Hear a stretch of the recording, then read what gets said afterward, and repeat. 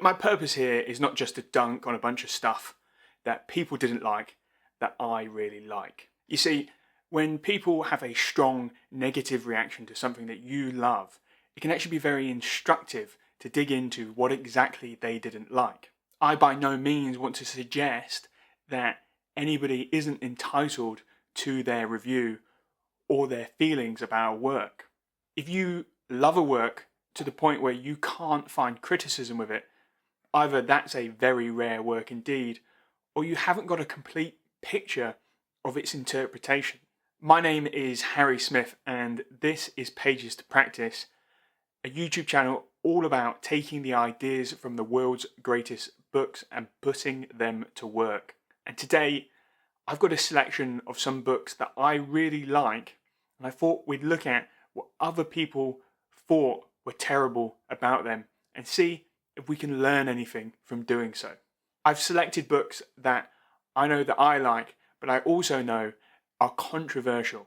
I'm useless at choosing favourite books, so don't jump to conclusions and think that these are my literal favourites.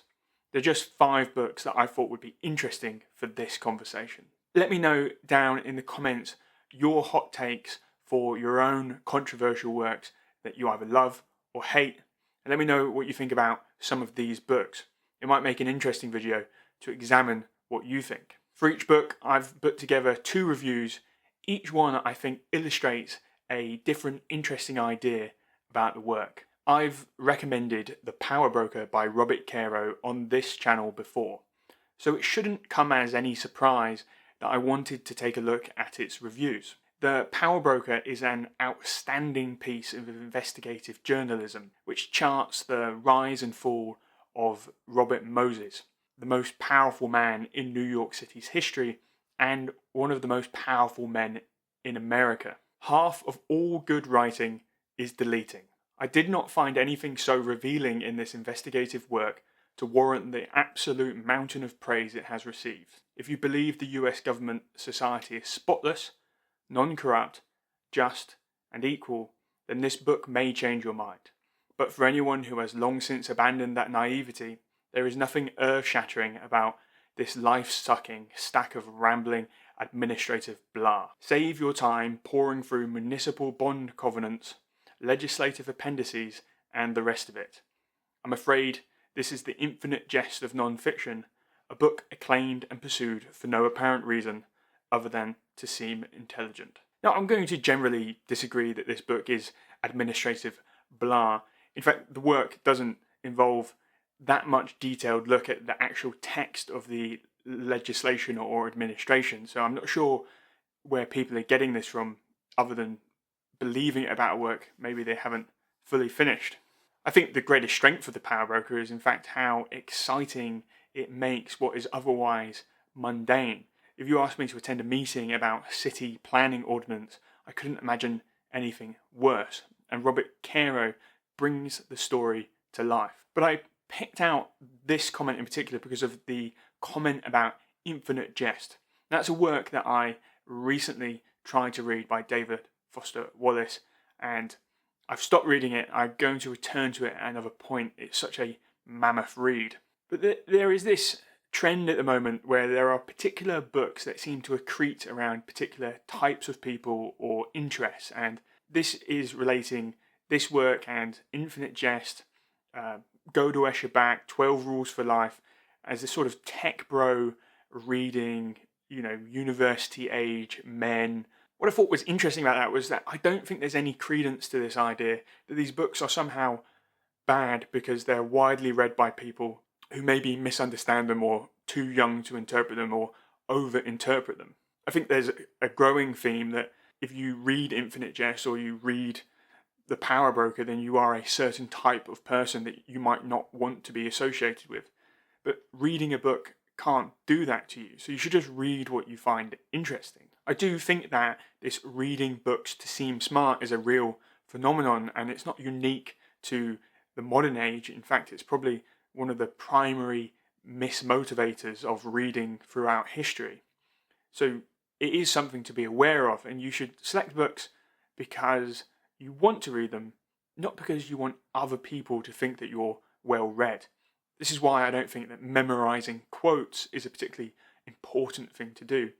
It's egotistical. I made it about 10% into the audiobook before I bailed. This author needs an editor in a major way. So much of what was said in that first 10% could have been greatly condensed to make a more compelling and certainly more interesting story. This felt like reading an inflated stack of planning and zoning reports. I don't think that when Robert Caro sat down to write The Power Broker, he was as interested in telling a compelling story as he was in building a compelling investigation to tear down what he saw as the false legacy of Robert Moses. Now, the sort of exhaustive investigative journalism that you find in most of the Pulitzer Prize and non-fiction winners is not for everyone. But to suggest that a work would be better without it sort of loses the point of why this work was written. I have no doubt that you could write a compelling, fascinating, daring and interesting story about Robert Moses that was far shorter and far more readable. However, it wouldn't effectively do the work that investigative journalism sets out to do. If you leave out the details and you try to tear down somebody's legacy, they will attack you and they'll win. I mention Epictetus' Discourses a lot because I've read it a lot, and it's a powerfully practical tool for better living. In fact, I think it's so useful that I'm currently doing a week-by-week read-along of it on my Substack, which you can check in the description box below. Adopting a Stoic ethic means turning the other cheek to every indignity and offence you suffer from others, instead of learning from it and preventing a similar thing from happening again through strengthening yourself, punishing the offender, or whatever. You pity the man who did it, since he degenerates himself by his acts. He is simply mistaken, ignorant, if only he knew. Also, you perform your social roles like a robot, not considering the emotional attachments of you to others. Both points make Stoic ethics hard to implement. It's simply inhuman. Humans are not simply reasonable minds. They are social animals, first and foremost. And it's immensely vulnerable to cheaters and immoralists. Now, this is an excerpt from a much longer review, but I wanted to include it here because it highlights a common misunderstanding, in my opinion, of Stoic thought. There's no suggestion in Stoicism that you shouldn't learn and prevent your mistakes. But when it comes to other people causing you offence, it's the fact that you can't control the other person causing offence, nor can you, in fact, control your feeling of offence. All you can control, as Epictetus says in his very first discourse, is your use of that impression. If you really think about it, isn't that what everybody really wants to learn about controlling their emotions? It's not that you want to get rid of the feeling of anger, you just don't want to do something stupid when you're angry. There are lots of people in life that will offend you that you shouldn't clap back at or bark back to or bite with. And Stoicism really tries to show how you can use your reason to get yourself out of that tricky situation. I think it's very fair to say that Stoicism has this sort of social robotism and sort of emotionally neutered aspect to it, and it's an often repeated criticism of Stoicism. I wouldn't say that it was fair to say that just because that's hard to implement that it was wrong. Any sort of noble or virtuous idea is probably going to be hard to implement. This lack of argumentation makes me inclined to consider Epictetus more of a moralist than a philosopher, and the morality being advocated is one of tied conservatism. One should not go to parties in case one loses one's honour. One should not laugh too often in case one goes down in one's friend's estimation. Of course, as Epictetus repeatedly points out, once one becomes a properly Stoic philosopher, it is wise not to associate with one's previous friends, in case they ruin one's character with too many parties and too much laughter. I think the argument that Epictetus isn't philosophy because of the lack of argumentation in the work is a really interesting point and leads to a wider discussion of what exactly is philosophy. We often say about the Greek philosophers that they focused on practical wisdom to a more or less extent. Socrates focused a lot on defining words, but then would always do so in a way that it could be used.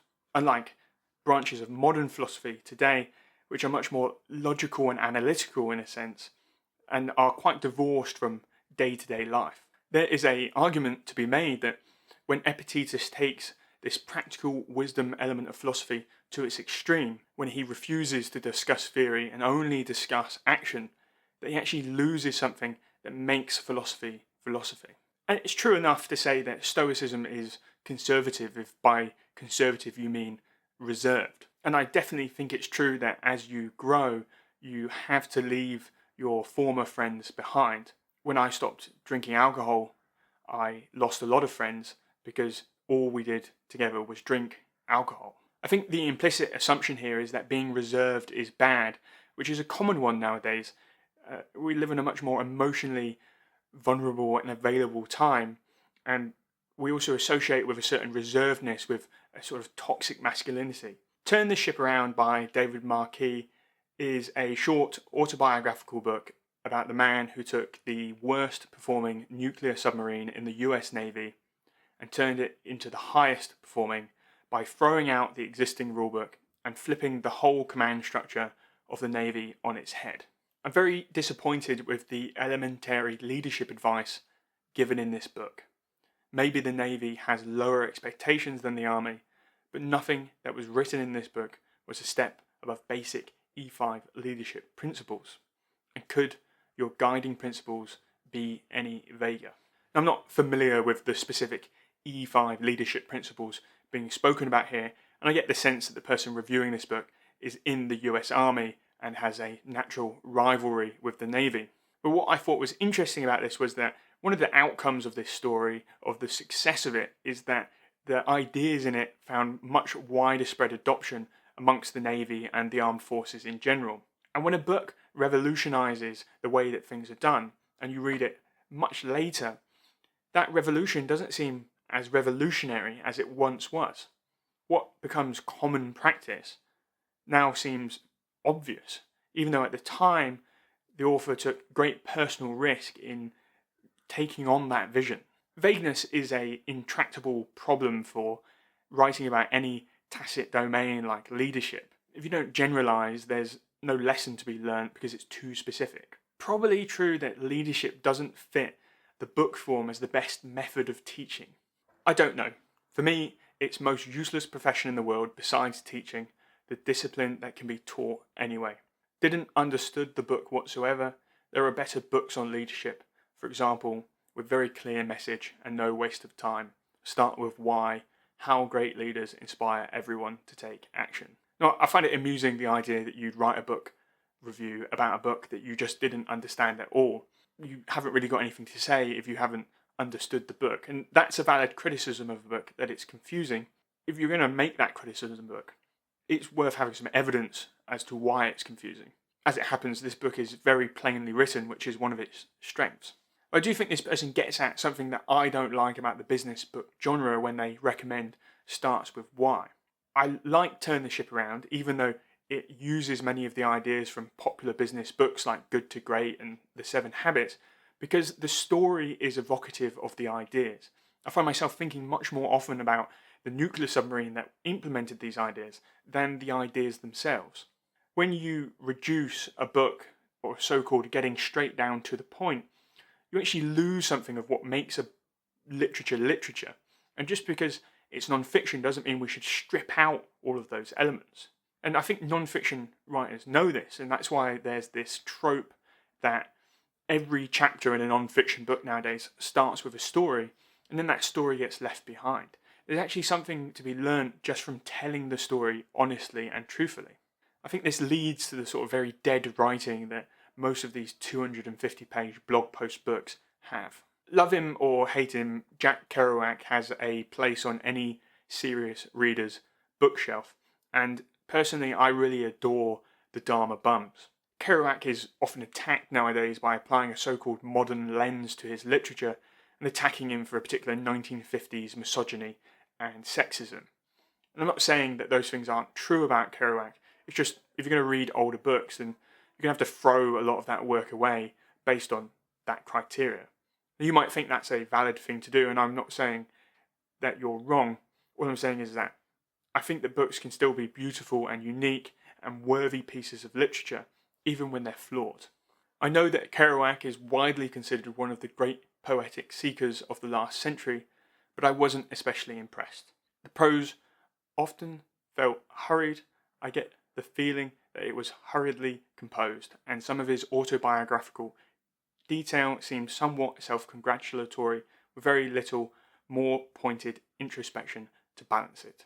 But this is probably mostly due to the fact that I'm just not that receptive to his brand of garbled pan-religious philosophizing and the means through which he tried to explore it. That's one hell of a sentence to try and read out. The reference to Kerouac's hurried prose, I think, might be getting at two things here. One is Kerouac's particular style has this relentless pace to it that drives you through these much extended sentences. And if you don't like that, then you're just not going to like Kerouac. But I think the other thing that it's alluding to is that there's this repeated myth spread by Kerouac himself of this spontaneous prose, that he writes these things with no editing, they just flow freely from the pen. And this isn't true. And it's a thing that gets repeated often in reviews, including this one. And because I think people know this about the work, they often end up reviewing their own preconception about a work rather than the work itself. You definitely see this the more famous a work gets in a review. Another thing I think you see a lot in reviews is often there's this false purpose given to an author. And here it's that Kerouac is trying to convince you of a particular philosophy. Now, I didn't get that from the work, and maybe I just didn't read it that closely, but in my view, often literary criticism assumes an overarching motive where there is none, and doesn't just let art be art. It happens that the garbled pan-religious philosophizing is part of what makes this work poetic. I think if you go around constantly trying to analyse what a work means, a lot of work just becomes quite unenjoyable. Once Kerouac, I mean Ray, begins to describe his opposition to people who work real jobs, and waxes on about how they all hate him because they too could be free like him, all while taking cash handouts from his mother, or when he self-seriously describes himself as having reached egolessness, that he's become a bodhisattva, all while getting piss drunk and trying to screw and eat and party without a shred of irony. Or when, as many a time, he patronisingly explains to some simpleton that nothing matters because reality is an illusion, as he attempts to convince them to quit their jobs or let him heal their disease with a vision. It becomes clear that there is, in fact, a direct through line from Kerouac to the same sorts of ignorantly privileged college kids with dreads who arrogantly prattle about how important it is that we all take a poverty vacation to India. Now, this review managed to capture exactly what it is that I love about the Dharma Bums. This privileged college kid with their false spirituality exactly encapsulates most of the actual reality of the now sort of rose-tinted look of the counterculture movement. Kerouac isn't pretending to be anything he isn't. These really are just a bunch of dumb, arrogant kids who are playing up at being spiritual. I think that's one of the most fascinating things about the Dharma Bums is it's this inside view of what is now considered this movement of free love and world-changing peace. And actually, it's just as you expect, a bunch of college kids taking a load of drugs. Now, there seems to be two types of people when it comes to main characters and work. Or should I say, the viewpoint character. There's the people that want their characters to be complex and flawed and are offended when they aren't and say that the book is too simple. And then there's those that, I think this reviewer, where they're repulsed when they are flawed. It's not a detraction of the work that the main character, Ray, who really is Kerouac, is not a perfect being and in many ways is sort of repulsive. It's actually what makes literature interesting is when we read these sort of stories. I really enjoy Green's work, and though it's attracted its fair share of controversy over the years, anyone that has the bravery to say this is the unpleasant truth always gets tarnished as the unfortunate messenger. Green picks up much of the flack of the way that his work is misused instead of for the work itself. Mastery was a formative book for me and has informed much of the way that I think about my approach to life and its work. Could have been an essay and made the same impact. This is a really interesting criticism of any long book. And in many cases of books in general, it's a valid criticism when a work hasn't been well edited. I often make this criticism of the focus of my literary hatred, business books, and they're not even that long. But I think in general, you could reduce any work or any book to an essay. You could reduce mastery to, say, 5,000 words, and you could reduce the 48 Laws of Power just to its chapter titles. But when you do this sort of reduction, you lose something about what a book is. And it's not just a collection of ideas, but it's an experience that you, the reader, have with a object in the world through the thinking of an author. That's a much more powerful and exciting idea than just the ideas alone. I think in the day and age of AI summarization, I don't think it's a useless tool, I actually think it's a good tool. We do run the risk of losing something as to the book's construction, and we end up just chasing this hoard of facts without the context and the structure and the story and the development of you and the work that makes a book powerful.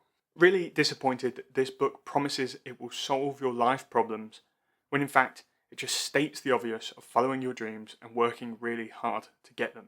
They have just taken a few life lessons and really dragged them out to make a book.